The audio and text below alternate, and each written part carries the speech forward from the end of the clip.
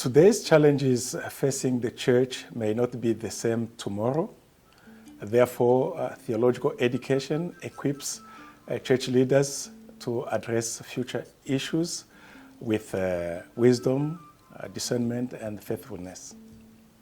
With deep respect for those who sincerely feel called to pastoral ministry, lack of training in theology can unintentionally lead to doctrinal errors that can mislead the church.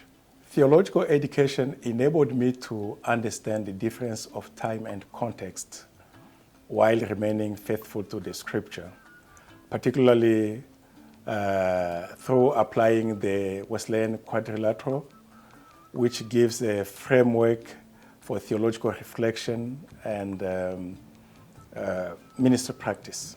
Like myself being an African from Africa, there are things that maybe we find like we may have difficulties to understand them in the African context, but when you are in the US context, you understand them. While we still believe we are still in our faith, but it's just what is in the culture in a particular area.